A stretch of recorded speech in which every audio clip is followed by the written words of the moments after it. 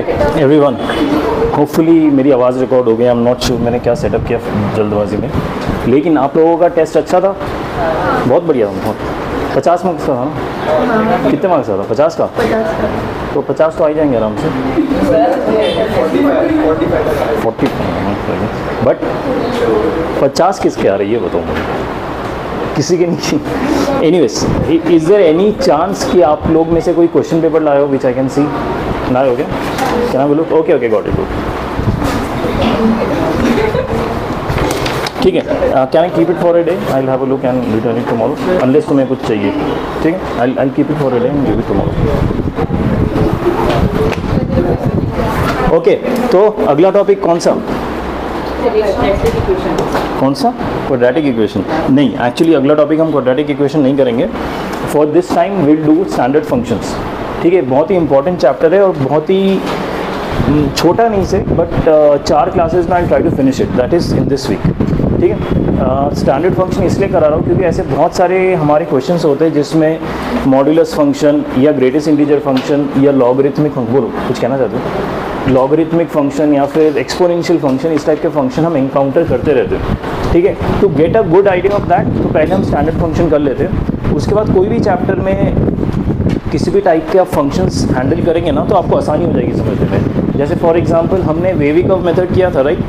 अभी आप किसी भी चैप्टर को हैंडल करते हो तो आपको समझ आ जाता है ना, आपको अलग से फिर क्वाड्रेटिक या फिर वो पढ़ना नहीं पड़ता, राइट? तो this is something like that fundamental which will be used even in class 12। ठीक है, तो स्टैंडर्ड फंक्शन करते हैं। मेरा इंटेंशन है कि हम 4 क्लासेस में ख़त्म कर ले, that is this week. So you guys will have to cope up.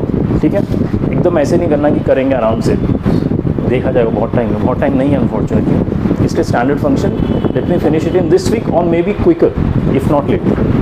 Okay, let's start with standard functions.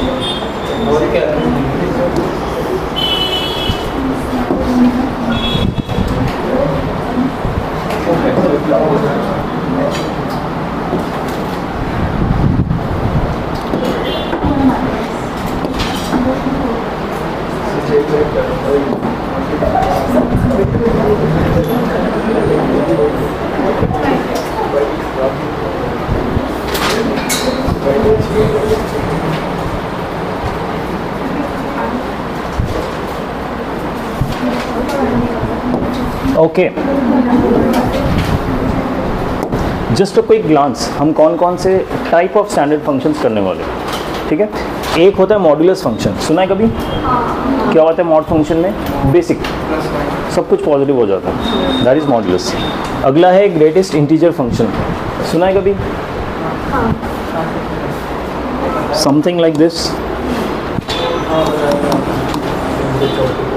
बताया था, आई थिंक आप लोग पढ़ भी चुके होंगे। ग्रेटेस्ट इंटीजर फंक्शन में 1 आ जाता है, पता है? पढ़ा नहीं है कभी? ठीक है, तो अब जब डिस्कस करेंगे डिटेल में तब समझ आ जाएगा। कोई भी डेसिमल पार्ट है हटा देंगे और सिर्फ इंटीजर रह जाएगा, that's why greatest integer function. ठीक है, अगला क्या है देखिए, फ्रैक्शनल पार्ट फंक्शन।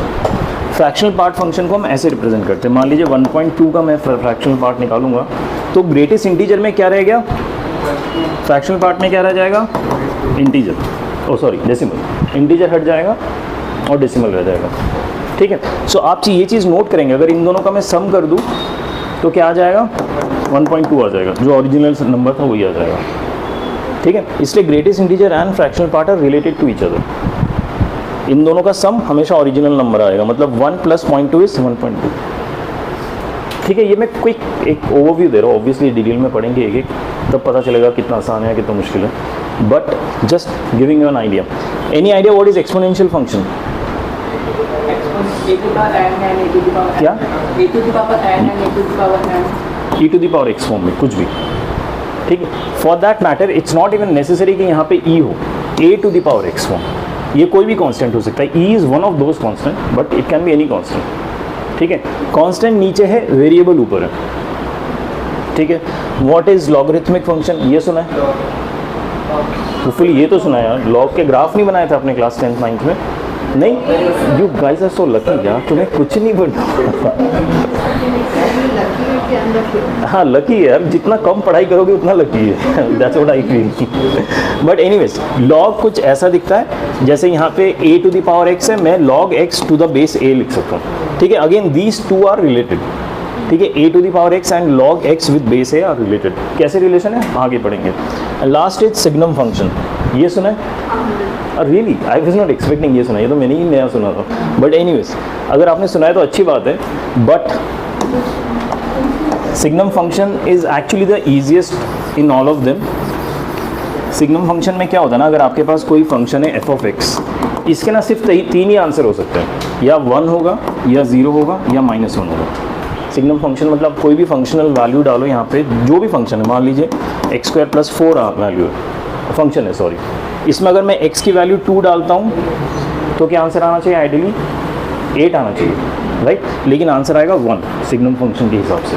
तो उसको हम fx नहीं लिखेंगे, उसको मैं SGM ऑफ x² + 4 लिखूँगा, ठीक है? उसका आंसर आएगा 1। कैसे डिफाइंड होता है? अगर ये पॉजिटिव आ रहा है तो आंसर 1 है, अगर ये नेगेटिव आ रहा है तो आंसर -1, अगर ये 0 आ रहा है तो आंसर 0। प्रीटी स्ट्रेट फॉरवर्ड, ठीक है? Just a quick overview. आगे चलते हैं। मॉड्यूलस फंक्शन, जिसके बारे में आपको लगता है आपको पता है, बट एक्चुअली जब पढ़ने जाएंगे तब रियलाइज़ होगा अरे कुछ भी नहीं पता है। मतलब आई वॉन्ट से कुछ भी नहीं पता है, लेकिन जो नेक्स्ट स्टेप्स है ना, ये जनरली हमने इक्वालिटी में डील किया है। जब इनइक्वालिटी में डील करते हैं तब क्या क्या करना है उसके बारे में ज़्यादा है, ठीक है? So basic definition of modulus function देखते हैं। अगर मेरे पास कोई भी वेरिएबल है और उसका मैं मॉड वैल्यू निकालता हूँ, इसके दो वैल्यूज़ हो सकते हैं डिपेंडिंग ऑन कि वेरिएबल की वैल्यू क्या है। अगर वेरिएबल पॉजिटिव है, ठीक है, तो आंसर पॉजिटिव ही आ जाएगा एज सच, ठीक है? लेकिन अगर वेरिएबल नेगेटिव है, मान लीजिए x = -2 है, तो आंसर मुझे फिर से पॉजिटिव ही करना है, ठीक है? इसमें नेगेटिव आंसर एक्सेप्टेबल ही नहीं है। तो -2 को पॉजिटिव करने का क्या तरीका होता है? इसको मैं -1 से मल्टीप्लाई कर दूँ, राइट? सो इसमें मैं लिखूंगा -(x), सो उससे क्या होगा? -(-2) हो जाता है, विच इज़ 2। ये भी पॉजिटिव होगा। समझ आया मॉड्यूलस फंक्शन का बेसिक, ठीक है? अभी यहाँ पे तो देखिए x है, ये अच्छा वो बाकी वेरिएबल्स क्या हो सकता है आगे बढ़ते हैं, बट x के इस पे समझ आ गया, x के लेवल पे आप लोगों को, ठीक है? So in general representation of modular function is represented as f(x) = mod of x। ये जो डंडिया है ना उसको मॉड कहते हैं, ठीक है? And mod of x = x if x is greater than equal to 0, x is greater than equal to 0 मतलब पॉजिटिव और 0, and -x if x is less than 0 मतलब नेगेटिव होगा तो उसको माइनस करेंगे। क्यों माइनस करेंगे? क्योंकि ऑलरेडी नेगेटिव है, उसको प्लस करने के लिए एक और माइनस मल्टीप्लाई करते हैं, ठीक है? If you think it in terms of definition it's better. आप ये मत सोचिए कि मैं नेगेटिव को पॉजिटिव कर देता हूँ सीधे, आप ये सोचिए कि मैं -1 से मल्टीप्लाई करता हूँ, ठीक है? That's a better way of remembering it. कुछ एग्जाम्पल्स देखते हैं। -2 का मॉड या मॉड्यूलस इज 2, ठीक है? 2 का मॉड्यूलस इज ऑल्सो 2। x² का मॉड्यूलस x² क्यों है, -x² क्यों नहीं है? मतलब हाउ डू वी नो कि वो पॉजिटिव होगा कि नेगेटिव होगा?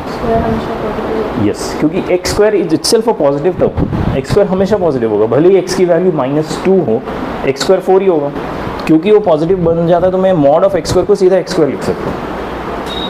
Is that fine? अच्छा, अगर मैं मॉड ऑफ x² को सीधा x² लिख सकता हूँ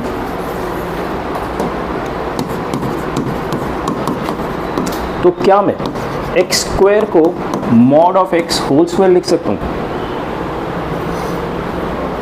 मेरी बात समझ आई क्या कह रहा हूँ? x² मान लीजिए -2 का होल स्क्वायर है, ठीक है? इसमें x की वैल्यू -2, यहाँ पे mod of -2 का होल स्क्वायर क्या होगा? फिर से यही होगा सेम।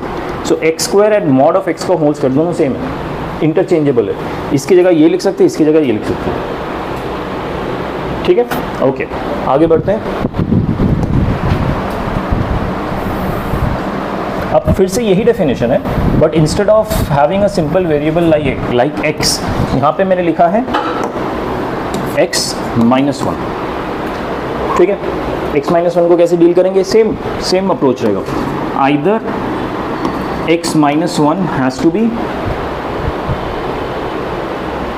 पॉजिटिव, ठीक है, greater than equal to 0 when, अब यहाँ पे ध्यान दीजिए, यहाँ पे कंडीशन क्या होगा? When x-1 is greater than equal to 0, और rather I should not write it here, x-1 को मैं x-1 ही लिख दूंगा, मतलब जैसे हम पॉजिटिव को डील करते हैं वैसे का वैसे ही नंबर लिख देते हैं। व्हेन x- ये पूरा का पूरा टर्म पॉजिटिव होना चाहिए, सिर्फ x पॉजिटिव होने से नहीं चलेगा। आप इस बात का ध्यान दीजिए कि अगर x-1 पूरा का पूरा टर्म पॉजिटिव है तो मैं इसको ऐसे लिख सकता हूँ, ठीक है? और ये टर्म पॉजिटिव है कि नहीं कैसे पता चलेगा? कि अगर x-1 ग्रेटर देन 0 है, are you able to understand this point? ठीक है, या फिर मैं इसको negative of x minus one लिख सकता हूँ व्हेन ये पूरा का पूरा term x minus one is negative. ठीक है, जब ये पूरा नेगेटिव होगा उसको पॉजिटिव बनाने के लिए मैं एक माइनस मल्टीप्लाई कर दूंगा। इसमें डाउट है किसी को? ठीक है, तो इसको मैं कैसे रीराइट करूंगा? x minus one greater than equal to 0 को मैं लिख रहा हूँ, ये माइनस वन को उधर ले जा रहा हूँ। सो और rather I will keep it as x minus one when x is greater than equal to 1। इस माइनस वन को मैं इधर लेके, ठीक है, तो x माइनस वन का कब होगा? When x is greater than equal to 1। Condition अभी भी ये है, x minus one is greater than 0, बस मैंने इसको रिप्रेजेंटेशन का तरीका अलग कर दिया, इसको RHS में लिख दिया 1 को माइनस वन की जगह। ठीक है, और ये कैसे लिखूंगा? Minus x minus one when, फिर माइनस वन को इधर ले जाऊंगा, x is less than 1। So how did we arrive into this condition? ये समझ आया ना? बेसिक याद रखिए, बेसिक ये रहेगा कि it has to be greater than 0 और it has to be less than 0। अगर आपको कंफ्यूजन होता है कभी भी, again go back to basics. ठीक है, दैट इज फर्स्ट प्रिंसिपल, ये है कि ये ग्रेटर देन 0 होना चाहिए, ये लेस देन 0 होना चाहिए। Got it? इसमें डाउट है किसी को? ओके, अब देखते हैं मॉड्यूलस फंक्शन का ग्राफ कैसा दिखता है। Why graph? देखिए, ग्राफ का इंपॉर्टेंस हमेशा मैं आपको बताता हूँ कि एग्जैक्ट ग्राफ कैसे काम कर रहा है, it is not that important. What is more important कि ग्राफ का एक बेसिक स्ट्रक्चर कैसे दिखता है। ठीक है, क्योंकि इतने सारे ग्राफ्स होते हैं, आप कितना याद रखेंगे ना, लेकिन एक बेसिक ये होना चाहिए, देख के आपको पता लगे कि हाँ ये साइन ग्राफ है, या कॉस ग्राफ है, या टैन ग्राफ है, या मॉड का ग्राफ है, या जिफ का ग्राफ है, जो भी है। ठीक है, उतना पता लग जाना चाहिए, उतना इन्फॉर्म्ड होने चाहिए। एग्जैक्टली कहाँ पे क्या वैल्यू है वो नहीं भी पता है तो it's fine, that is not that important. Important is कि देख के आप उसका कर्व बता सके कि कौन से फंक्शन का ग्राफ है। ठीक है, अब यहाँ पे ध्यान दीजिए, ये मेरा x का पॉजिटिव साइड है, यानी जब मेरा x का वैल्यू 1 होता है तो y का वैल्यू क्या होगा? 1। जब x 2 होगा तो y भी क्या होगा? 2। लेकिन x जब मेरा -1 होगा तो y क्या होगा? तब फिर से 1 होगा, यानी फिर से ऊपर ही जा रहा है। तो ये वाला कोऑर्डिनेट मिलेगा मुझे, ये वाला कि x -1 है, उसके कॉरस्पॉन्डिंग y मुझे -1 की जगह +1 मिलेगा। अगर y -1 मिलता तो नीचे आ जाता ये पॉइंट, यहाँ पे आ जाता, ये -1 है। ठीक है, बट ये ऊपर गया, क्यों? क्योंकि मॉड है।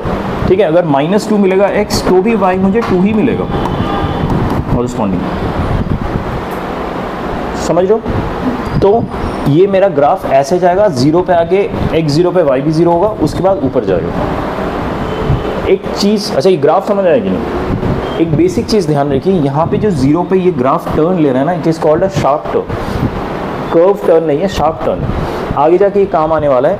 क्या ये ग्राफ कहीं पे टूट रहा है? Is it breaking somewhere? It's not, although it's taking a sharp left turn, but टूट नहीं रहा कहीं पे। ऐसे ग्राफ को कहते हैं कंटिन्यूस। ठीक है, इस चीज़ का ध्यान रखिएगा, ऐसे ग्राफ को क्या कहते हैं? जो टूटता नहीं है, कंटिन्यूस। ठीक है, लेकिन अगर वो शार्प टर्न ले रहा है ना तो वो डिफरेंशिएबल, इस पॉइंट को भी ध्यान रखिए, नहीं होता, डिफरेंशिएबल नहीं होता अगर शार्प टर्न ले रहा है कोई भी ग्राफ, एनी कर्व। ठीक है, लेकिन अगर स्मूथ टर्न ले रहा है, मान लीजिए ग्राफ ऐसा दिखता, दिस इज स्मूथ कर्व, कहीं पे शार्प टर्न नहीं आ रहा, तो ये डिफरेंशिएबल होता। ठीक है, इस चीज़ को बस ध्यान में रखिए, जब हम डिफरेंशिएबिलिटी का चैप्टर पढ़ेंगे तो एनीवेज रिवाइज करेंगे, लेकिन अभी से ध्यान में रहेगा ना, तो कभी भी आपको वो ग्राफ दिखेगा ना, आपके दिमाग में आ जाएगा, ये कंटिन्यूस है लेकिन डिफरेंशिएबल नहीं है, ये कंटिन्यूस है लेकिन डिफरेंशिएबल भी है। मेरी तरफ से मुझे जितना याद आएगा मैं बताता रहूँगा, लेकिन ये बेस है। ग्राफ देख के आप जज कर सकते हैं कौन सा कंटिन्यूस है, कौन सा डिफरेंशिएबल है, क्योंकि ये जो चैप्टर है ना, वो अगले साल ऐसे दिमाग ख़राब करने वाला है। अगर आप 11 से ही उसका अंडरस्टैंडिंग करेंगे तो बहुत आसान हो जाएगा आपको। ठीक है, क्योंकि अगर आप वो इमेजिन कर सकते हैं ना कौन सा ग्राफ कंटिन्यूस एंड डिफरेंशिएबल है या नहीं है, वो इमेजिन हो गया तो आधा आपका क्वेश्चन सॉल्व हो जाता है, ग्राफ के थ्रू ही आपका क्वेश्चन सॉल्व हो जाएगा। ठीक है, सो ये समझ आ गया point, although this point is not related to this chapter, but आपको स्टिल बता दिया मैंने। ओके, और मॉड का ग्राफ याद रहेगा आप सबको। Shall we move on? Okay, कुछ क्वेश्चंस हैंडल करते हैं। पहला क्वेश्चन, अगर मॉड ऑफ x 5 है, थोड़ा सोच के बताइएगा, मॉड ऑफ x अगर 5 है तो x की वैल्यू क्या क्या हो सकती है? +5 तो हो ही सकता है, क्योंकि +5 का मैं मॉड लूँगा तो 5 आंसर होगा, ठीक है। -5 भी हो सकता है, क्योंकि -5 का भी मैंने मॉड लिया तो फिर से 5 ही आंसर आएगा, ठीक है। तो जब भी आप मॉड हटाएंगे, हर बार वो फंडामेंटल सोचने की ज़रूरत नहीं है, सीधा +-5 लिख सकते हैं सीधा, ठीक है। बट गिवन बीच में इक्वल टू का साइन है, अगर इनइक्वालिटी का साइन है तो उसका डीलिंग डिफरेंट होता है। समझ आया ये पॉइंट सबको? Very important and fundamental point. अगला देखिए, मॉड ऑफ 2x - 1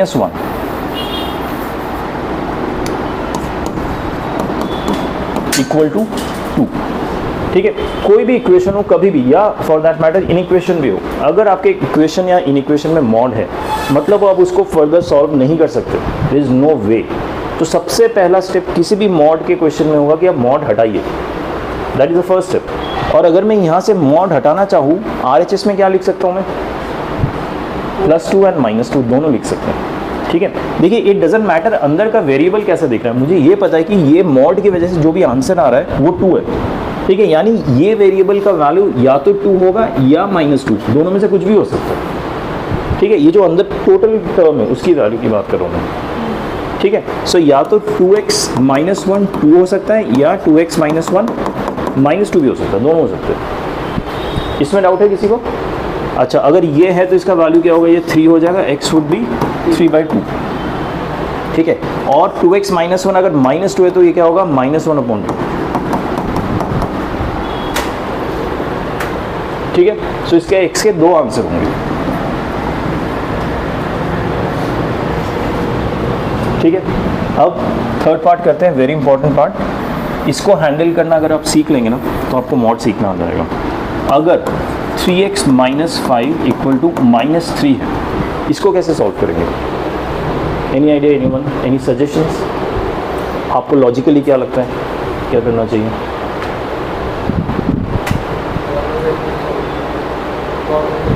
नहीं, इसमें नॉर्मल तरीका नहीं होगा। क्यों? नहीं। क्या कभी भी मॉड का वैल्यू नेगेटिव हो सकता है? Is it possible? नहीं पॉसिबल, तो इसका कोई सोल्यूशन ही नहीं है, इज नो सोल्यूशन। आप x का कुछ भी वैल्यू डालो, नेगेटिव आंसर आएगा ही नहीं, इट्स नॉट पॉसिबल, ठीक है। सो इसका आंसर होगा नो सोल्यूशन, ठीक है। कई बार क्या होता है, क्वेश्चन आप कोई सॉल्व कर रहे होते हैं, कोई आपको इक्वेशन या कोई इक्वेशन दिया होता है, बीच में सॉल्व करते हुए हो सकता है x का कोई आपका ऐसे मॉड ऑफ x का कोई -3 करके हो सकता है वैल्यू आ जाए in between a question, that's a different thing all together. But अगर आपको सीधा ऐसे दे दिया कि -3 है तो वो सोल्यूशन नहीं है। कई बार इन बिटवीन इंटरिम स्टेप्स में ऐसे वैल्यूज आ सकते हैं, दैट इज फाइन। इसका मतलब ये नहीं कि ये देखो और क्वेश्चन छोड़ दिया, बाकी करना ही नहीं है, वैसा मत कीजिएगा। आगे का सॉल्व कीजिए, अगर फाइनल में x मॉड x पॉजिटिव आ रहा है देन इट्स फाइन, ठीक है। इसलिए इंटरिम स्टेप्स में ध्यान दीजिएगा किसी क्वेश्चन में, लेकिन फाइनल आंसर में कभी भी mod of any value can't be negative. Is that okay? ध्यान रखिएगा इस चीज को।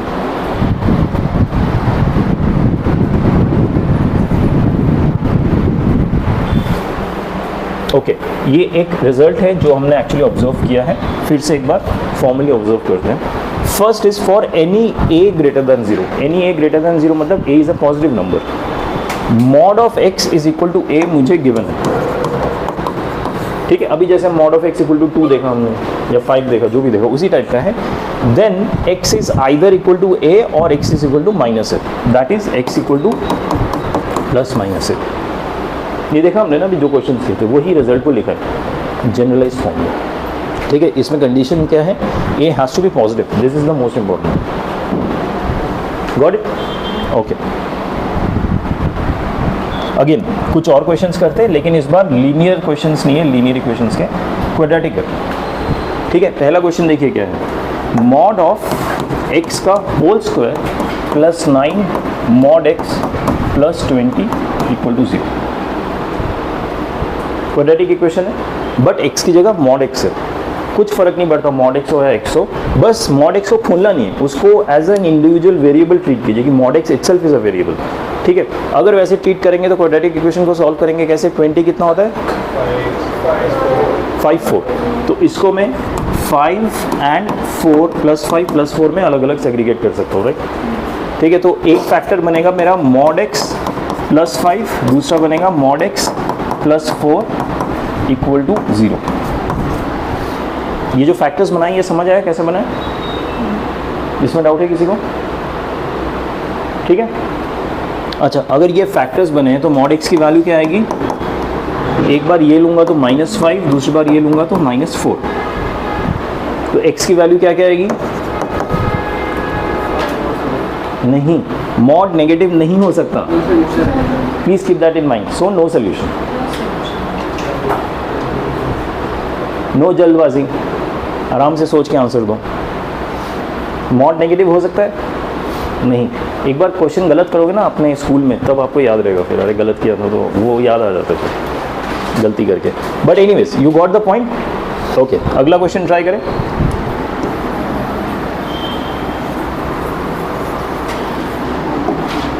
अगला क्वेश्चन है x² - 5 ऑफ mod x + 6 = 0। अच्छा, इस क्वेश्चन में क्या डिफरेंट है प्रीवियस क्वेश्चन से कि यहाँ पे mod x² नहीं है बट x²। तो एक तो mod x है which is behaving like a different variable, और एक x है जो अलग वेरिएबल है। ठीक है, ऑल्दो दोनों वेरिएबल वैल्यू x है लेकिन इसका बिहेवियर अलग हो जाता है mod की वजह से। ठीक है, तो इसको कैसे सॉल्व करें? Again any suggestions, any ideas? गलत होगा नो प्रॉब्लम, नहीं कर सकते क्योंकि ये अलग वेरिएबल है, ये अलग वेरिएबल है, तो it's not a standard quadratic equation. But क्या मैं x² को mod x का होल स्क्वायर लिख सकता हूँ? Does it make any difference? Doesn't make any difference, positive ही आएगा। ठीक है, अब ये दोनों सिमिलर वेरिएबल्स हो गए, अब हम सेग्रीगेट कर सकते हैं एज ए क्वाड्रेटिक इक्वेशन। सो 6 का क्या होगा? 3 और 2, यानी -3 - 2, ये सेग्रीगेशन होगा। ठीक है, सो ये होगा एक फैक्टर -3 - 2 = 0, ये फैक्टराइज हो गया। इसमें डाउट है किसी को? ओके, सो mod x की वैल्यू क्या होगी? 3 और 2। अब बताओ x की वैल्यू क्या क्या हो सकती है? फर्स्ट ऑफ ऑल x की वैल्यू होगी कि नहीं होगी? तो x की वैल्यू होगी, जब मैं mod x = 3 को ओपन करूंगा यानी mod हटाऊंगा तो x की वैल्यू आ जाएगी +-3। ठीक है, और जब mod x = 2 में mod को हटाऊंगा तो x की वैल्यू आ जाएगी +-2, यानी x के 4 वैल्यूज आ गए, 4 solution. All the equation quadratic है लेकिन सोल्यूशन 4 है। क्यों? क्योंकि यहाँ पे x नहीं है, mod x है। Got it? आगे बढ़े? किसी को डाउट है इसमें? ओके,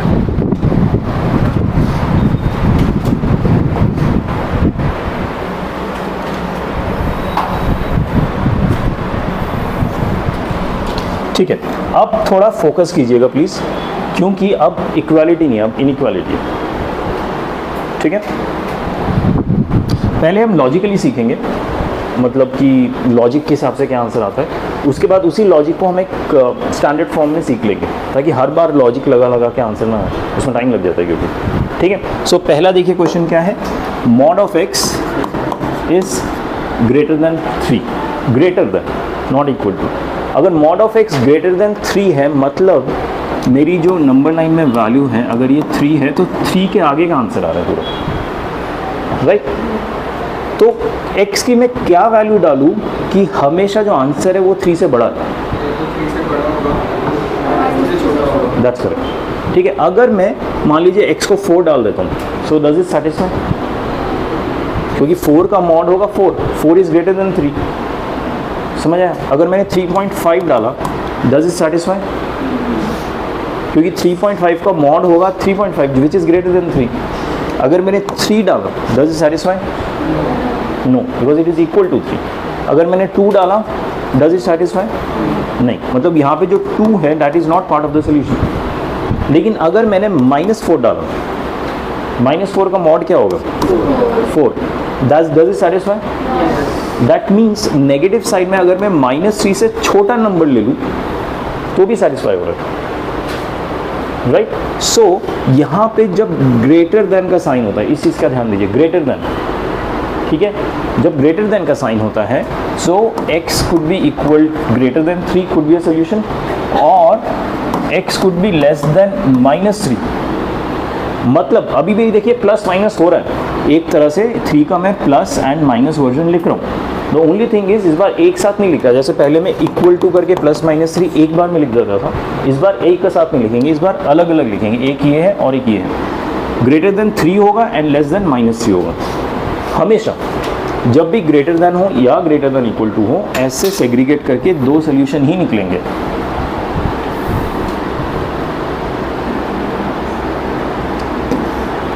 ठीक है, इसी तरह के दो सोल्यूशन निकलेंगे हमेशा, कोई भी इक्वेशन हो, अगर ग्रेटर देन या ग्रेटर देन इक्वल टू का साइन है। याद रहेगा ये? ओके। अच्छा, अगला क्या है? Mod of x is greater than equal to root two. So अगर mod of x greater than equal to root two है, आप बिना ज़्यादा दिमाग लगाया, बिना ज़्यादा लॉजिकली सोचे उसका आंसर बता सकते हैं। इक्वल टू एक होगा x is greater than equal to root two, और ये चीज़ ध्यान रखिए, और है, और मतलब होता है यूनियन, एंड नहीं है, और है, कोई भी आंसर हो सकता है, less than equal to minus root two. ठीक है। सो फर्स्ट क्वेश्चन में हमने सीखा लॉजिकली कि क्यों वो ये आंसर है। सेकंड क्वेश्चन में हमने सीधा उसी लॉजिक का फाइनल आंसर लिख दिया विदाउट थिंकिंग मच। मतलब तुम्हें उस लेवल पे आना चाहिए कि अगर तुम्हें ग्रेटर देन दिख रहा है विद अ मॉड, उसका सीधा तुम आंसर ये लिख सको, इतना तुम्हें परफेक्शन आ जाना चाहिए। ठीक है, then only you will be able to speed up your solutions. ठीक है, ऐसा नहीं कि लॉजिकली सोच के गलत आंसर आएगा, नहीं, बस टाइम ज़्यादा लग जाएगा, and time is everything, you might have realised by now. ठीक है, हमारे जो मेंस के क्वेश्चन में एक्चुअल कॉन्सेप्ट्स तो है ही, वो तो आना ही चाहिए, बट टाइम मैनेजमेंट भी बहुत इंपॉर्टेंट चीज़ है, क्योंकि उससे डिसाइड होता है आपको 10 आएगा या 12 आएगा, जो भी है, मतलब वो 2 मार्क्स का जो डिफरेंस है। ठीक है, सो इसलिए एकदम tip of your finger tips होना चाहिए। Tip of your finger tips क्या होता है? ठीक है, ओके, अगला देखते हैं। Mod of x is less than 5। अच्छा ठीक है, अब इसको थोड़ा लॉजिकली सोचते हैं पहले। ठीक है, ये मेरा नंबर लाइन है, यहाँ पे 5। ठीक है, अब ये कह रहा है कि mod of x should be less than 5। ठीक है, अगर मैं x की वैल्यू 6 डालता हूँ for that matter, will it be true?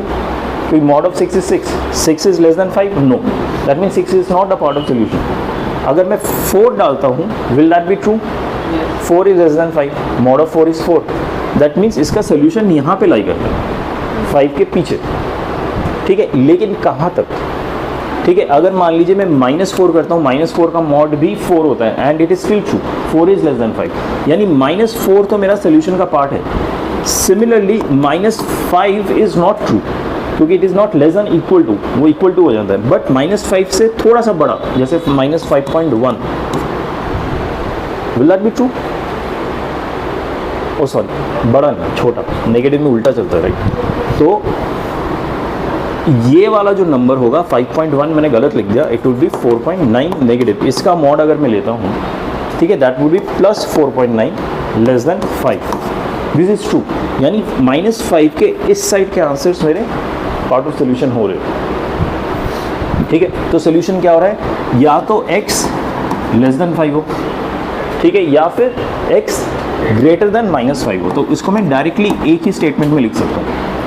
एक ही स्टेटमेंट में क्यों? क्योंकि x जो है इन दोनों के बीच में लाई करता है। ठीक है, इसलिए मैं दूसरे जो हमने इसका प्रीवियस क्वेश्चन किया था ना, उसमें मैं ऐसे नहीं लिख सकता, उसको मैं ऐसे नहीं लिख सकता। क्यों? क्योंकि x तो 5 से बड़ा है, यानी 5 के राइट साइड में, और -5 से छोटा है, यानी -5 के लेफ्ट साइड में। तो x जो है बीच में लाई नहीं करता, इसलिए उसको सोल्यूशन मैंने ऐसे नहीं लिखा था, उसमें और करके अलग अलग 2 हिस्से लिखे थे। लेकिन जब बीच में लाई करता है तो आप डायरेक्टली ऐसे लिख सकते हो, less than 5 greater than -5। That means अगर यहाँ पे लेस देन का साइन है तो आंसर यही आएगा हमेशा। Is that okay? So fourth part, mod of x less than equal to pi, उसका क्या आंसर होगा?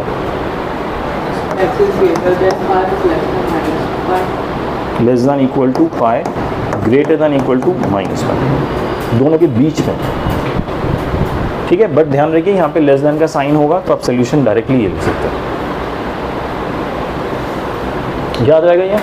Any doubt in this? थोड़ा आगे क्वेश्चंस करे हो? ओके,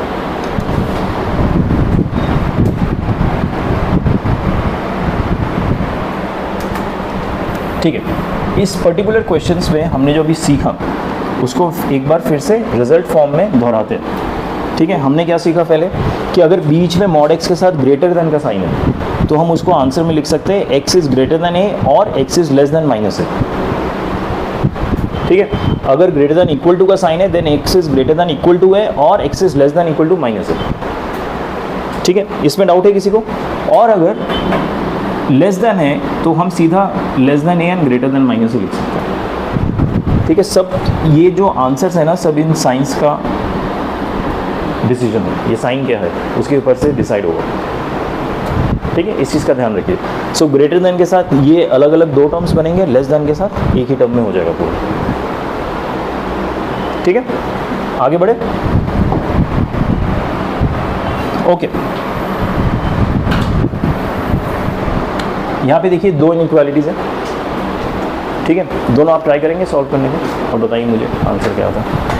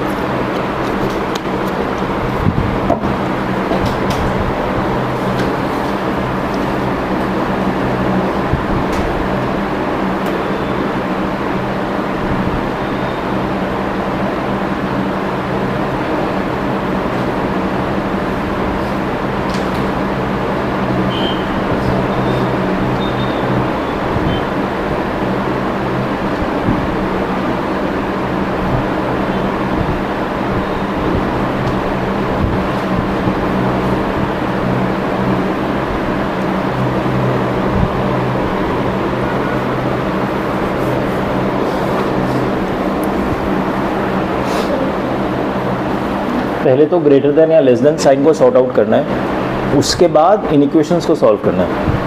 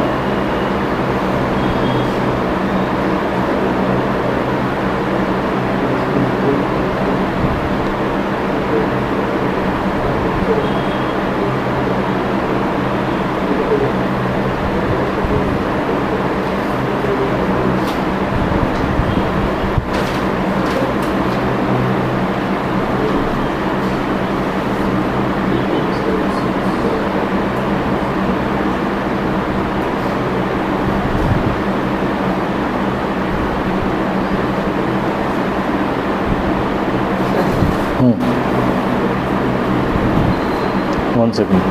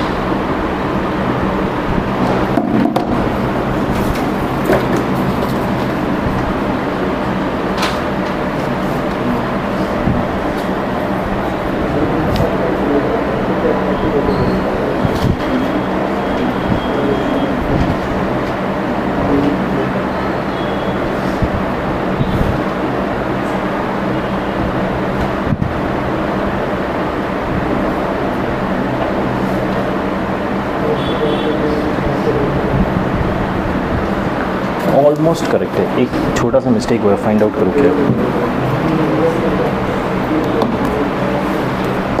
आंसर आया।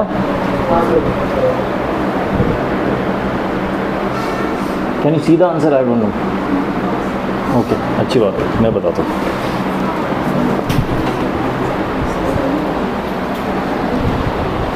पहला देखिए 2x + 1 mod is greater than equal to 2, ठीक है। ग्रेटर दैन इक्वल टू दिख गया, मतलब सोल्यूशन दो हिस्सों में डिवाइड होगा। एक होगा 2x + 1 is greater than 2 equal to 2, और 2x + 1 is less than equal to -2, ठीक है। Do you all agree with this? ठीक है, इसको सॉल्व करेंगे, 1 इधर ले गया तो 1 बचेगा, x is greater than equal to 1/2, और इसको इधर लेके गया तो -3 हो जाएगा, x is less than equal to -3/2। ये हमारा सोल्यूशन है। अब इस सोल्यूशन को रिप्रेजेंट कैसे करना है? हमेशा सेट फॉर्म में रिप्रेजेंट करना है, यहाँ पे आके छोड़ नहीं देना। So x belongs to less than -3/2, मतलब -∞ से -3/2 तक। क्या -3/2 सोल्यूशन का पार्ट होगा? इंक्लूसिव यूनियन 1/2 से इन्फिनिटी तक, 1/2 भी सोल्यूशन का पार्ट होगा। सो 1/2 से इन्फिनिटी, सोल्यूशन हमेशा सेट फॉर्म में लिखना है, ठीक है। क्यों सेट फॉर्म में लिखना है हमेशा? क्योंकि आप बड़े हो गए, 11th 12th में ऐसे ही लिखते हैं, 10th की तरह नहीं है, ठीक है। आगे बढ़े, अगला, शैल आई रब दिस?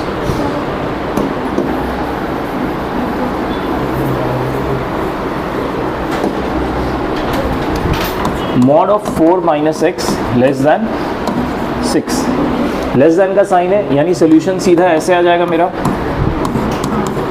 ठीक है। अब जब किसी भी एक्सप्रेशन में जब दो इनइक्वालिटी साथ में होते हैं ना, be very careful in solving that. क्या ऐड कर रहे हो, क्या सब्ट्रैक्ट कर रहे हो, क्या मल्टीप्लाई कर रहे हो, क्योंकि उससे इम्पैक्ट होता है साइन में, ठीक है। अब मुझे सिर्फ बीच वाले को सिंप्लीफाई करना है, एंड के रिजल्ट्स में क्या इंपैक्ट हो रहा है, I am not really bothered about that. So मुझे ये दिख रहा है कि यहाँ पे +4 है, तो इसको हटाने के लिए क्या मैं यहाँ से -4 कर दूँ? अगर यहाँ से -4 किया तो यहाँ से भी -4 करना पड़ेगा, ठीक है। ये -4 किया तो ये -10 हो जाएगा, less than -x less then 2 हो गया। Is that fine? लेकिन अब यहाँ पे -x है, इसको मुझे +x करना है, तो मैं तीनों तरफ पहले -1 मल्टीप्लाई कर दूँ टू मेक इट पॉजिटिव। अगर माइनस मल्टीप्लाई या डिवाइड करते हैं तो what happens to this sign? Reverses, ठीक है। So x greater than -2 and less than 10, ठीक है। अभी x ग्रेटर देन -2 मतलब मेरे नंबर लाइन में अगर ये -2 है तो -2 के यहाँ जा रहा है, एंड लेस देन 10 मतलब 10 इधर है तो 10 की इधर आ रहा है, राइट। दोनों इंक्लूसिव है? नहीं है। तो आंसर क्या हो गया मेरा? -2 से 10। Is that fine? Okay.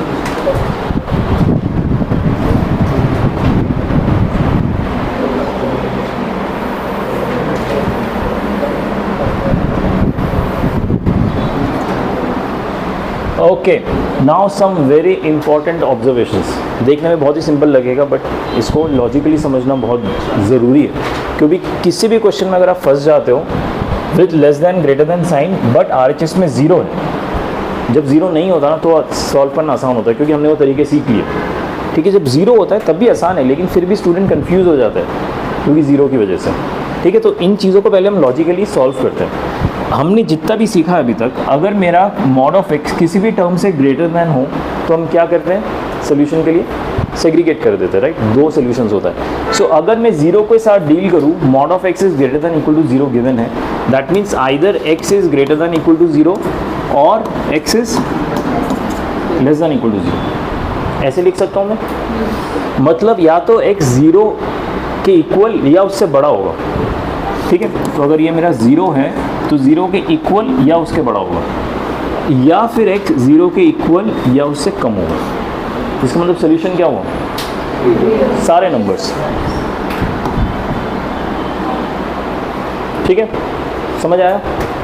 But जब आप क्वेश्चन करेंगे ना, तब ये सब नहीं करना नाटक, सीधा रियल नंबर पता होना चाहिए, ठीक है। इस चीज़ का ध्यान रखिए, तभी ये ऑब्जर्वेशन हम याद रखेंगे, ताकि क्वेश्चन करते हुए इस पे 2 सेकंड भी वेस्ट ना हो, उस पे चले जाए, ठीक है।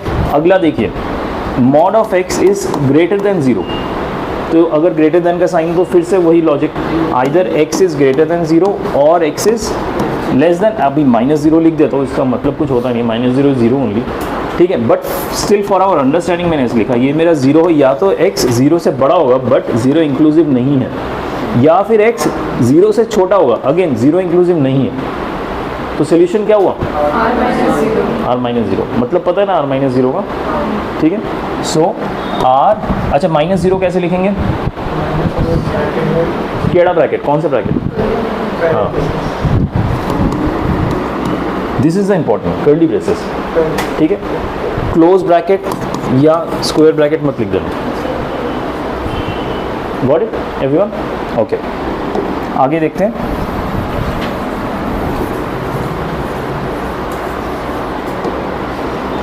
Mod of x less than equal to 0, ठीक है। फिर से लेस देन इक्वल टू का जो सोल्यूशन होता है क्या होता है, x is either less than equal to 0 या greater than equal to -0। Again -0 मैंने अपने अंडरस्टैंडिंग के लिखा, -0 कुछ होता नहीं है, 0 ही होता है वो, ठीक है। सो x की वैल्यू मेरी 0 के बराबर या उसकी छोटी है, और ये कह रहा है कि नहीं x की वैल्यू 0 के बराबर या उससे बड़ी है। अब क्या करें, समझ आ रहा है लॉजिक क्या, x इन दोनों के बीच में फंसा हुआ है, ठीक है। x is stuck between this, तो only solution we can have it कि चलो 0 के बराबर कर देते हैं, तो ये भी सेटिस्फाइड है, वो भी सेटिस्फाइड है, तो इसमें x की वैल्यू क्या हो जाएगी 0, ठीक है। So answer for this is 0, okay.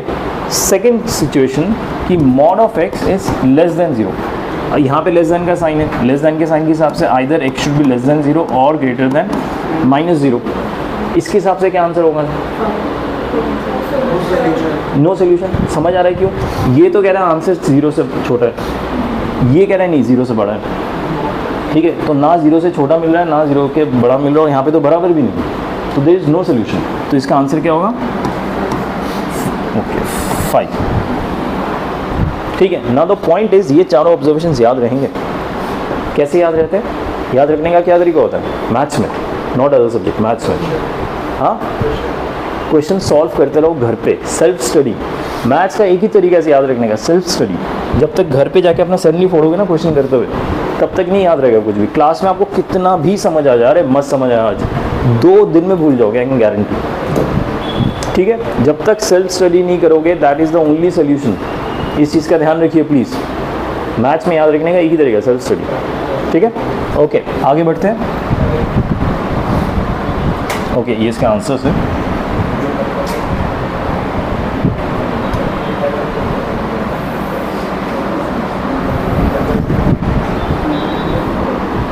देखिए अब यहाँ पे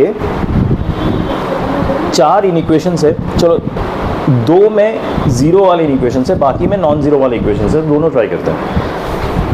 अच्छा एक्चुअली मुझे लग रहा है सभी कराना पड़ेगा क्योंकि सभी अलग अलग टाइप के क्वेश्चंस है। Mod of 8x + 4 greater than 0, ये इनइक्वेशन है। ग्रेटर देन 0 के लिए हमने क्या सोल्यूशन पढ़ा था, सबसे पहला था greater than equal to r-0। r-0 का मतलब क्या होता है कि ये जो वैल्यू है ये कुछ भी हो सकता है बट 0 नहीं हो सकता, इसका यही मतलब है ना। बेसिकली इसको हम ऐसे भी लिख सकते हैं कि we can write 8x + 4 can't be equal to 0। समझ आ रहा है r-0 का मतलब, नहीं समझ रहा। अच्छा ये देखिए, ये मेरा सोल्यूशन है, ये पता है आपको, कोई भी वेरिएबल अगर ग्रेटर देन इक्वल टू 0 कह रहा है मॉड के अंदर, उसका सोल्यूशन r-0 होगा, ये पता है आपको, अभी प्रीवियस पेज में पढ़ा था हमने, ठीक है। r-0 का मतलब क्या होता है, this variable can have any value from our number line, कोई भी वैल्यू ले सकता है एक्सेप्ट द 0। सो अगर मान लीजिए ये, अच्छा वो अगले क्वेश्चन में करेंगे, नहीं अगले क्वेश्चन में भी नहीं कर रहे, पता नहीं किस में। अच्छा मान लीजिए ग्रेटर देन इक्वल टू 0 होता, मान लीजिए ग्रेटर देन इक्वल टू 0 होता, तो मेरा सोल्यूशन क्या होता, r, यानी 8x + 4 अगर r को बिलोंग करता है, इट इज़ माई सोल्यूशन। अच्छा अभी रियल नंबर से मैं -4 करूँ, उससे कुछ फर्क पड़ेगा, कुछ नहीं। डिवाइड बाय 8 करूँ, मतलब x belongs to real number is my solution, कि x की आप कोई भी वैल्यू डालो ये सेटिस्फाई होगा, ठीक है। लेकिन कैच क्या है यहाँ पे, कैच ये है कि इन्होंने ये इक्वल टू हटा दिया, ठीक है, that makes our life difficult. तो हमें ध्यान देना चाहिए, अगर इन्होंने ये इक्वल टू हटा दिया तो अब इसका सोल्यूशन क्या था, मतलब सोल्यूशन रियल नंबर का कुछ भी हो सकता है, जैसे हमने प्रीवियस केस में देखा अभी, बट 0 नहीं हो सकता। तो इम्पॉर्टेंट पॉइंट है कि क्या नहीं हो सकता, उस x की वैल्यू को एक्सक्लूड कर देंगे, बाकी पूरा हमारा आंसर है, ठीक है। So 8x can't be equal to -4, x can't be equal to -1/2, ठीक है। सो इस वाले टर्म के सोल्यूशन के लिए अगर मुझे x की वैल्यू निकालनी है तो x is r minus half को एक्सक्लूड कर दे रहा हूँ बस, थोड़ा बहुत समझ आया, ठीक है, गॉट इट, ओके। अगला क्वेश्चन क्या है?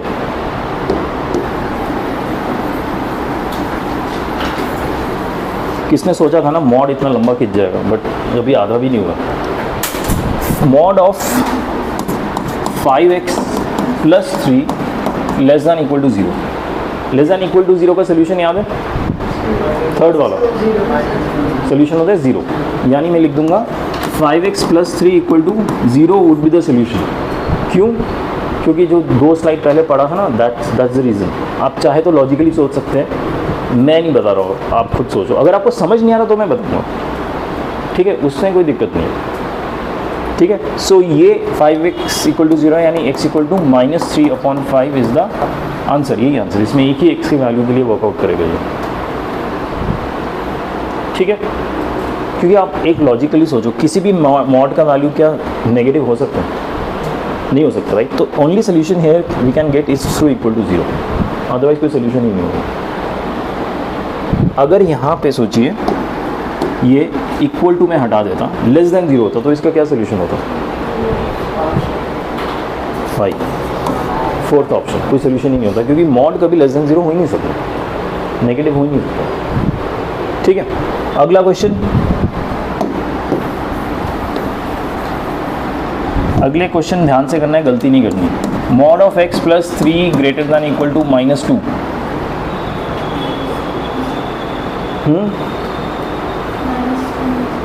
-2 नहीं हो सकता, that I agree, but greater than -2 हो सकता है। ग्रेटर देन -2 मतलब कि मेरे -2 के आगे 0 आता है, फिर 0 आगे 2 आता है, ग्रेटर देन तो हो ही सकता है ना, -2 वो नहीं हो सकता। ये जो नेगेटिव वाला पोर्शन है ये सोल्यूशन का पार्ट नहीं हो सकता, लेकिन 0 से तो आगे का हो सकता है। -2 कब नहीं होता? जब ये इक्वल टू हो जाता है। अगर इक्वल टू होता तो ये इसका सोल्यूशन नहीं होता, लेकिन अनफॉर्चुनेटली यहाँ इक्वल टू नहीं है, greater than equal to, that means इसका सोल्यूशन होगा।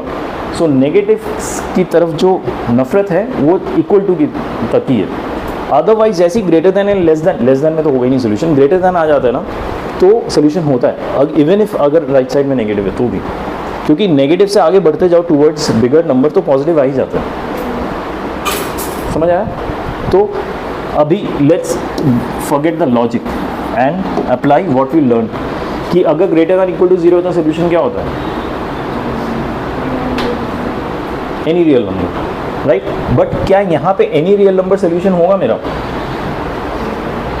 ग्रेटर देन इक्वल टू का एनी रियल नंबर होता है? नहीं, अरे वो 0 के केस में होता है, यहाँ 0 नहीं है, ठीक है ना। इसमें क्या करते हैं, जब ग्रेटर देन इक्वल टू होता है 2 पोर्शन में सेग्रीगेट करते हैं, एक होगा नहीं, मॉड नहीं रहेगा, x + 3 greater than equal to, हाँ -2 होगा या 2 होगा? -2 होगा, क्योंकि जो ओरिजिनल इक्वेशन है, इन इक्वेशन उसमें -2 है, तो ग्रेटर देन हमेशा उसके साथ ही आता है, ठीक है। और नहीं, hang on, let me revisit the definition to avoid confusion.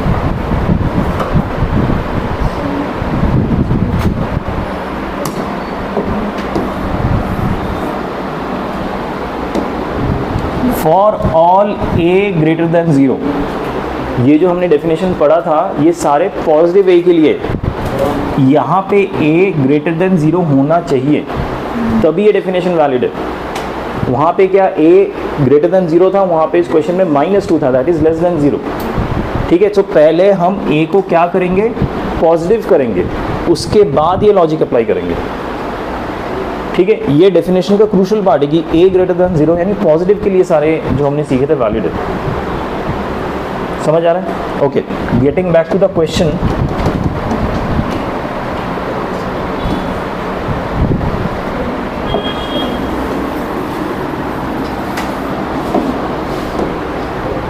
Mod of x + 3 greater than -2। अब इसको कैसे सॉल्व करना चाहिए? जब इतना आपका दिमाग में वो आ जाता है ना, क्या करना है, तो आप फिर इसको लॉजिकली भी अप्रोच कर सकते हैं। ठीक है, मुझे ये पता है कि मॉड की वैल्यू कभी नेगेटिव नहीं हो सकता। Greater than -2 essentially means greater than equal to 0, ये हो सकता है। -2 से 0 तक का इसका कोई भी आंसर नहीं हो सकता, तो मैं इसको ऐसे भी ट्रीट कर सकता हूँ। आप ये पॉइंट समझिए लॉजिकली, ठीक है, क्योंकि 0 के नीचे इसका आंसर कभी जाएगा ही नहीं। ठीक है, इसका आंसर हमेशा इसी के थ्रू ही आएगा। ठीक है, हमने जो ब्रेकअप पढ़े थे ना कि इसको हम 2 हिस्सों में डिवाइड कर देंगे, वो तभी पॉसिबल है अगर a मेरा ग्रेटर देन 0 हो। ये भी मैं आपको दिखा दिया था राइट। तो जब ऐसे सिचुएशन आ जाते हैं कि ग्रेटर देन है नेगेटिव नंबर, उसको कन्वर्ट करके ग्रेटर देन 0 कीजिए। ठीक है, क्योंकि नेगेटिव नंबर की तरफ कभी जाएगा ही नहीं इसका सोल्यूशन। अब ग्रेटर देन 0 का आपको सोल्यूशन पता है क्या होता है? नहीं, वो ग्रेटर देन इक्वल टू का ही है, यानी x + 3 बिलोंग्स टू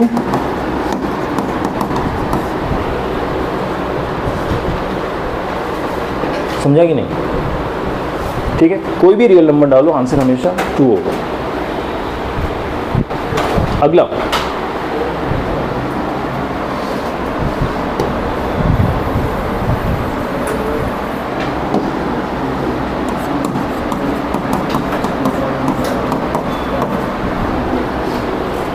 क्या मॉड का वैल्यू -√2 है, कुछ भी नंबर हो, नेगेटिव या उससे कम हो सकता है कभी भी, यानी इसका सोल्यूशन होगा? समझ आया ना क्यों? नहीं समझ आया? कर सकते हैं ना, कौन से में यूज़ नहीं किया इन चारों क्वेश्चंस में? यहाँ पे ग्रेटर देन है, -2 से बड़ा, -2 से 0 तक सोल्यूशन नहीं होगा, लेकिन 0 के आगे सोल्यूशन हो सकता था ना। इसमें लेस देन करें कि -2 या फिर हम पूरा नेगेटिव की तरफ ही जा रहे हैं। ठीक है, so mod of any value can never be -√2 और लेस देन दैट। समझ आया? नहीं, देखिए ये मेरा नंबर लाइन है, ये 0 है, ये +√2 मान लीजिए, -√2 इधर होगा। ठीक है, किसी भी वेरिएबल का जब मैं मॉड निकालूंगा यानी उसका आंसर या तो 0 होगा या उसके आगे होगा, पीछे की तरफ सोल्यूशन हो ही नहीं सकता। ये कह रहा है इसका जो सोल्यूशन है वो -√2 से कम हो। ये जो वेरिएबल है ये 3x + 5, इसका सोल्यूशन शुड बी -√2 और लेस, ज़्यादा -√2 से कम। यहाँ पे इसका सोल्यूशन कभी लाई कर ही नहीं सकता, आप x की कुछ भी वैल्यू डाल दो, it doesn't matter, hence x doesn't have any solution, और rather this inequation doesn't have any solution, so x का आंसर हो जाएगा 5। समझ आया? ठीक है, थोड़ा और आगे देखते हैं।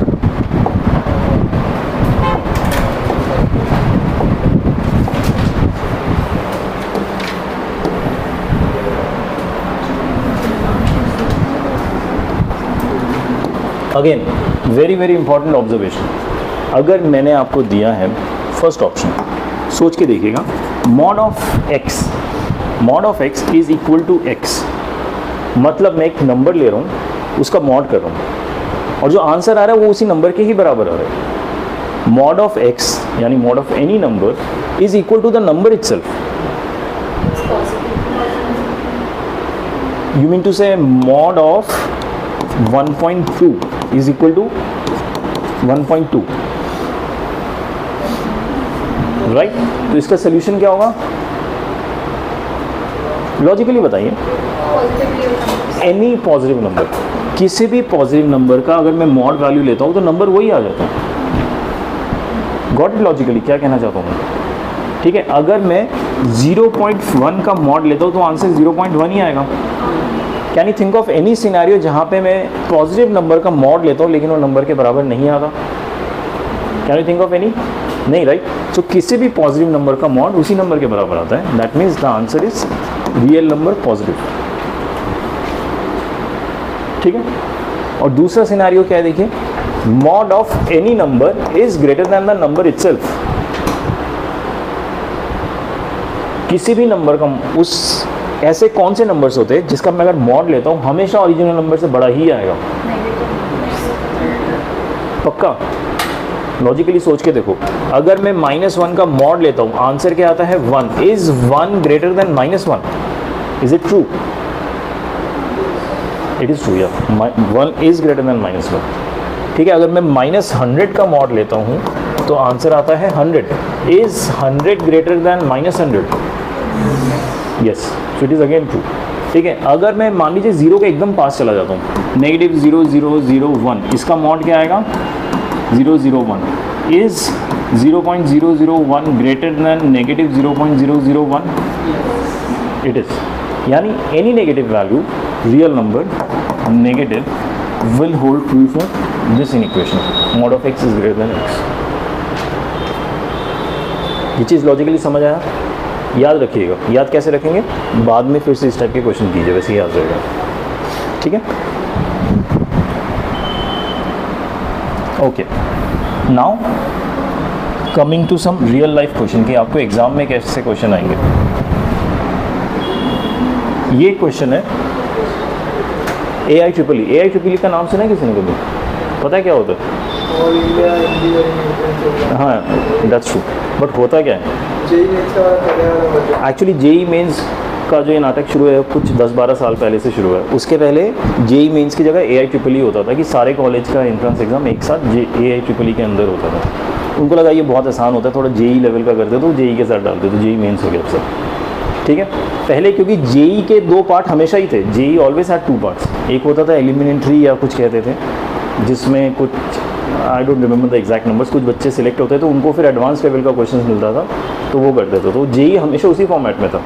तो उन्होंने क्या किया, AIEEE को मेंस के साथ ही क्लब कर दिया कि एक ही एग्जाम करेंगे सबको परेशान करने के लिए। But anyways, this is from that question, that exam. The domain of function fx equal to 1 upon root of mod x minus x is। एकदम कॉम्प्लिकेटली नहीं सोचना, बहुत ही ईजी इसका अप्रोच होगा।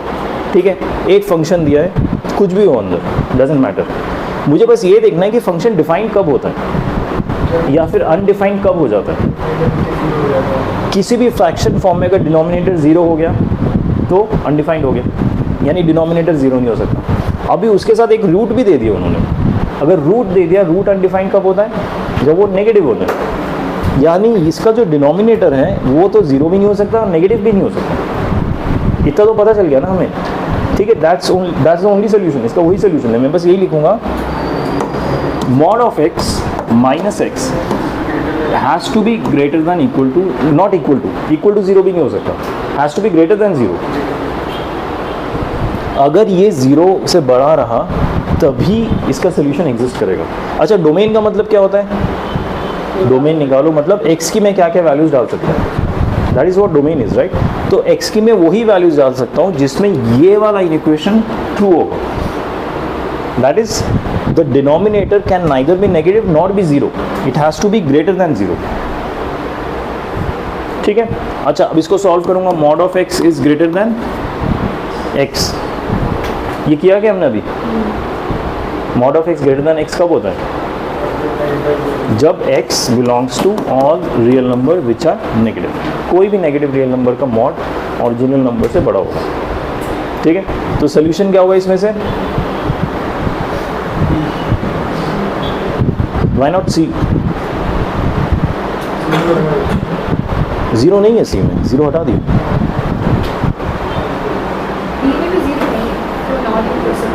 या तो सी में भी नहीं है ना, तो सी क्यों नहीं आंसर है? या क्योंकि C has positive numbers, that's why first condition है कि नेगेटिव होना चाहिए, वो कंडीशन सिर्फ बी में ही फुलफिल हो रहा है। ठीक है, और इसमें 0 भी नहीं है, विच दैट्स व्हाट वी वांट। ठीक है, सो आंसर निकालना is a different thing, making a choice in MCQ is a different thing, वो अलग कंफ्यूजन करते हैं। ठीक है, क्योंकि अगर उसमें एक चॉइस दे दिया होता ना ये, तो गेम होता था, राइट। तो इंक्लूसिव है नहीं इंक्लूसिव है उसमें सोचना पड़ता है आपको। So be careful about the choices you are picking. हो सकता है आपने रफ में आंसर सही निकाला है, और ऐसा होता है बाय द वे कि आप रफ में सही निकालते हो और फिर गलत चॉइस करते हो, फिर कहते हो सिर्फ सही किया था ना रफ में तो आंसर मार्क्स दो। वैसे नहीं होगा। ठीक है, स्पेशली जिन्होंने रफ में सही किया और आंसर गलत मार्क किया, उनको तो मैं देख देख के -2 दे दूंगा कि तुमने ऐसे गलती क्यों किया है। नहीं, आई एम जस्ट किडिंग, क्योंकि उस that is more heart breaking honestly कि आपने सही करके भी आंसर गलत पिक किया। ठीक है, उससे अच्छा गलत कर दो क्वेश्चन, दैट्स फाइन। ठीक है, बट ऐसा गलती मत करना, because that is something a math teacher can't teach you, वो आपको खुद में you have to be careful. Okay,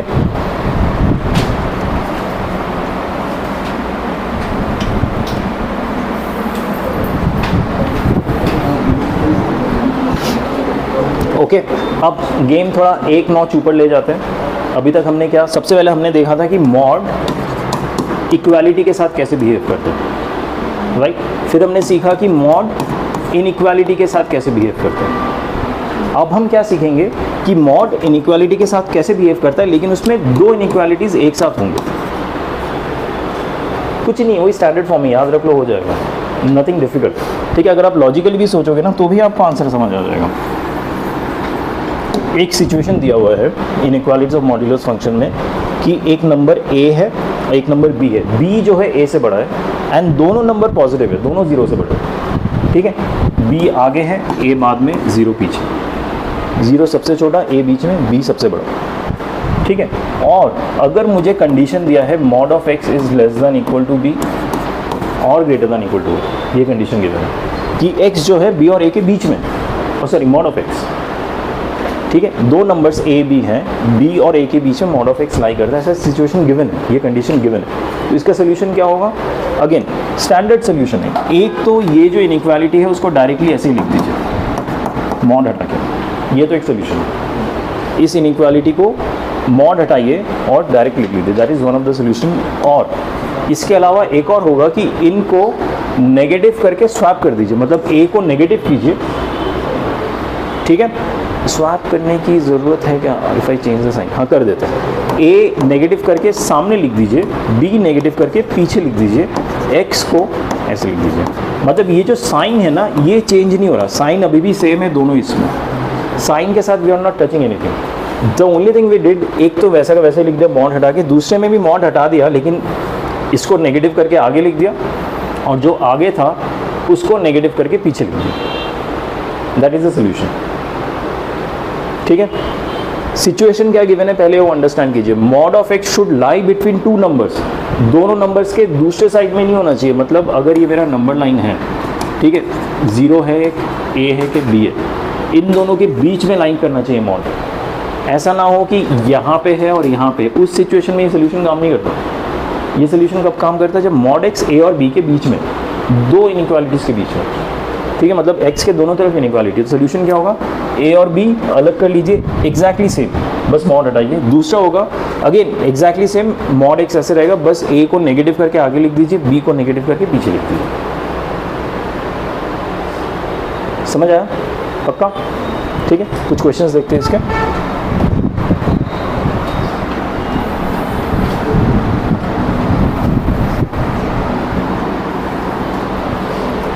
पहला क्वेश्चन दिख रहा है आप लोगों को? ठीक है, क्वाड्रेटिक है, क्वाड्रेटिक इन मॉड x है, ठीक है, एंड इनइक्वालिटी के साथ है, नॉट इक्वल। मॉड x अगर है तो मॉड x को मैं नॉर्मल ट्रीटमेंट ही दूंगा क्वाड्रेटिक सोल्यूशन का। तो इसमें अगर सोल्यूशन किया तो क्या आएगा बताइए? 6 है यहाँ पे, यानी -3 एंड -2, -3 -2 होगा, यानी मेरे दो फैक्टर्स क्या बनेंगे? Mod of x -3 into mod of x -2 greater than equal to 0। Is that correct? सही लिखा मैंने? अच्छा, अभी दो फैक्टर्स मल्टीप्लाइड है, साथ में एक इनइक्वालिटी है। ऐसे सिचुएशंस को कैसे सॉल्व करते हैं? Whenever we are solving an inequality, there is only one way of solving it, wavy curve method. ठीक है, वेवी कर्व मेथड मतलब इस फैक्टर से मुझे क्या सोल्यूशन मिलेगा? +3।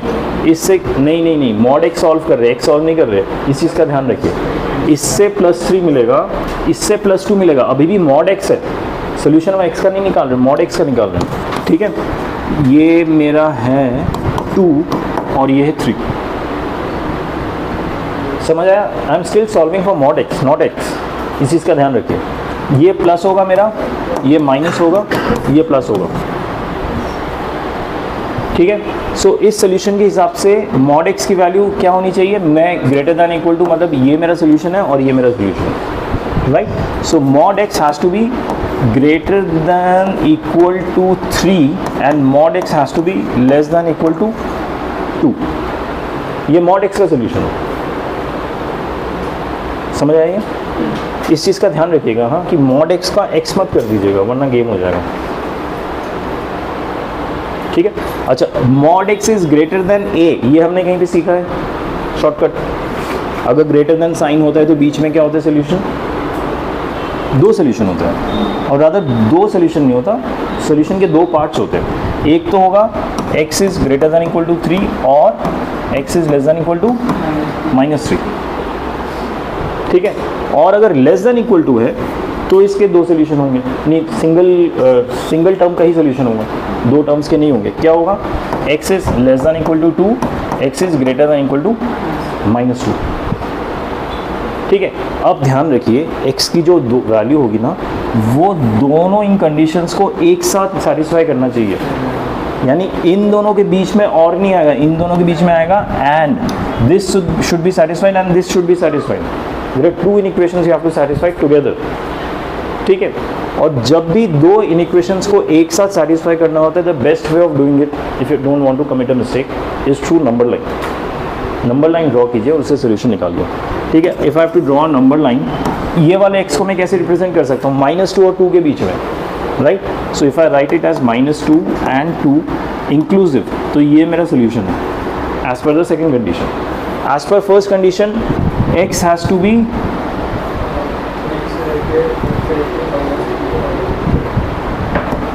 थ्री से लेके इंफिनिटी, और नहीं, देखिए एक चीज़ ध्यान दीजिए, अगर मैं यहाँ पे एंड लिखता हूँ दैट मीन्स मेरा सोल्यूशन इधर भी होना चाहिए, इन दोनों का ओवरलैप होना चाहिए। कुछ ओवरलैप हो रहा है, नहीं हो रहा ओवरलैप, बट यहाँ पे एक नंबर मान लीजिए मैं बीच का एक 0 पिक करता हूँ जस्ट फॉर टेस्टिंग कि मेरे 0 से आंसर जो है वो सेटिस्फाई होता है कि नहीं, ठीक है। 0 अगर मैं यहाँ पे डालता हूँ तो ये 0 हो जाएगा, -5 ये भी 0 हो जाएगा, सिर्फ 6 is greater than equal to 0 हो रहा है, राइट, यानी वो सेटिस्फाई हो रहा है 0 लेने से। और मैं एक दूसरे से लेता हूँ, 3 से बड़ा ले लेता हूँ, कुछ 3 से बड़ा 10 ले लेता हूँ, 10 is easy to solve. 10 mod of 10 square would be 100 -50 + 6, इसका आंसर क्या आएगा 56। Is 56 greater than equal to 0, या दैट मीन्स यहाँ का सोल्यूशन भी सेटिस्फाई कर रहा है, सिमिलरली यहाँ का भी करेगा, ठीक है। अगर आप -10 लेंगे तो वो भी सारे पॉजिटिव हो जाएंगे। That means actually solution and के थ्रू नहीं आ रहा, और के थ्रू आ रहा है। That means what I told initially was not correct, ठीक है। दोनों का सोल्यूशन एक साथ आ रहा है, that means answer would be -∞ से -3 यूनियन, सॉरी इंक्लूसिव होगा इसमें, ध्यान रखिएगा, -2 से 2 यूनियन 3 से ∞। ये पूरा सोल्यूशन है मेरा, समझ आया। इसमें डाउट है किसी को?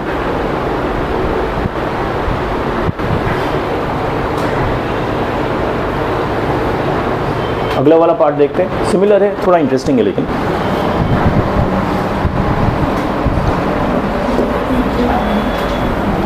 देखिए वेविकॉफ मेथड में अगर फैक्टर्स ऊपर हो या नीचे हो उससे कुछ फर्क पड़ता है? नहीं पड़ता। The only thing you have to take care of is exactly denominator में 0 नहीं होना चाहिए, अदरवाइज वो अनडिफाइंड हो जाता है, ठीक है। सो सबसे पहले मैं किस में अनडिफाइंड होता है वो लिख लेता हूँ, ठीक है। So mod x -3 can't be equal to 0, ये मुझे पता है, ठीक है। इसमें कोई सोल्यूशन की जरूरत ही नहीं है, मुझे पहले से पता है, यानी mod x can't be equal to 3, that means mod x can't be equal to +-3 अगर मैंने mod हटा दिया। अभी तक मैंने सोल्यूशन स्टार्ट ही नहीं किया, अभी तो मैं बस ये देख रहा हूँ कि कहाँ पे ये डिफाइंड होगा, ठीक है। Now let's go into the solution. मैंने दो फैक्टर्स ऊपर और नीचे देखे, क्या करूँगा मैं, सबसे पहले वेविकॉफ मेथड से सॉल्व करूँगा क्योंकि इनइक्वालिटी और RHS में 0 है, ठीक है। सो वेविकॉफ मेथड से अगर मैंने सॉल्व किया, इसके थ्रू क्या आंसर आएगा 3, इसके थ्रू क्या आंसर आएगा 1/2, तो 1/2 पहले लिखूँगा, 3 बाद में लिखूँगा। मुझे क्या चाहिए, less than equal to 0, that is negative. Negative कहाँ पे आएगा, ये प्लस है, ये माइनस है, ये प्लस है, तो ये मेरा सोल्यूशन जोन है। किसका सोल्यूशन है ये, mod x का। So mod x has to be less than equal to होगा, हाँ होगा, equal to 3 greater than equal to half.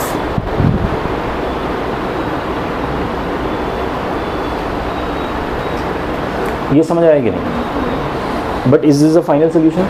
नहीं, क्योंकि यहाँ पे मॉड है। मॉड कैसे हटाएंगे?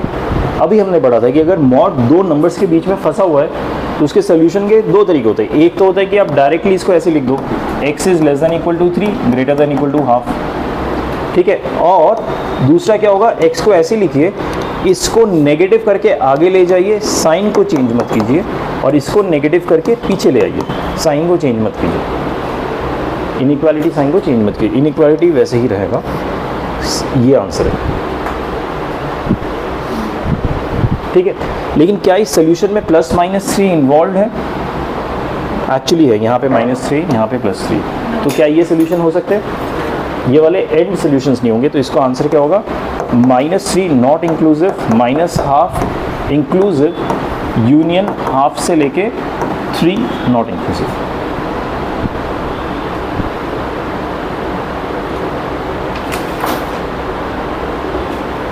ठीक है, ओके। अब देखते हैं इसमें कुछ और है।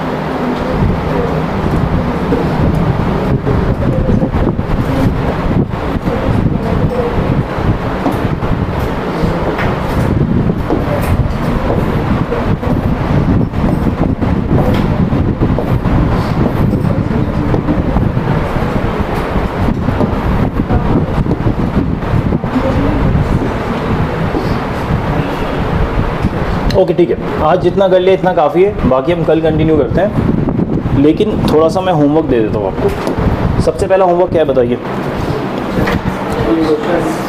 PDF के सारे क्वेश्चंस करने, that is the first part of your homework, ठीक है। Second part of your homework is something you have to write down.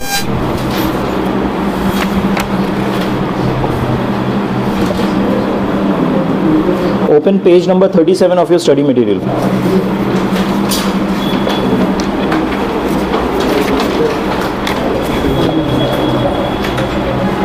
Page 37 question number 4।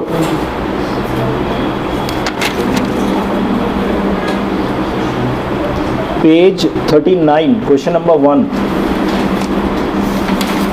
बिना सॉल्यूशन देख के कीजिएगा।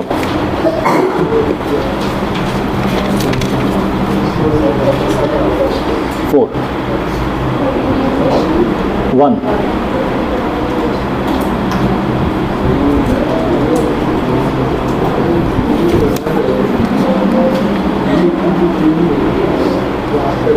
Page 44 question number 71।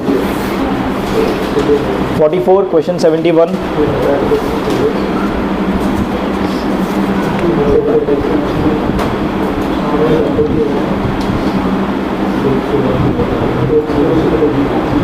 अच्छा, पेज 45 क्वेश्चन 88 देखिए एक बार। Is that the same question we did today?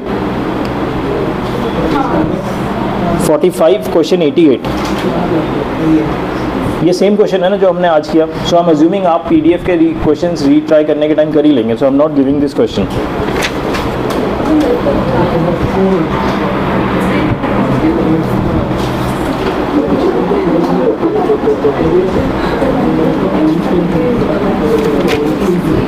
ठीक है, आज के लिए इतना ही। But please do submit your homework copy tomorrow. I don't want कि नहीं लाया वो all that we did before exam, क्योंकि एग्जाम का टाइमलाइन था तो I gave you a slack. But अभी प्लीज़ कल सबमिट कीजिएगा एवरीवन, ठीक है। I don't think there too much of questions. PDF के क्वेश्चंस हैं एंड आई थिंक इससे 3 क्वेश्चंस दिए मैंने। How many question did I give? 3 ना, ठीक है। सो कल सबमिट कर देंगे। Please submit your homework copy tomorrow, then will progress with rest of the chapter, ठीक है। We are almost done with modulus. Tomorrow will start with greatest integer function. Pretty great. Okay, see you tomorrow then.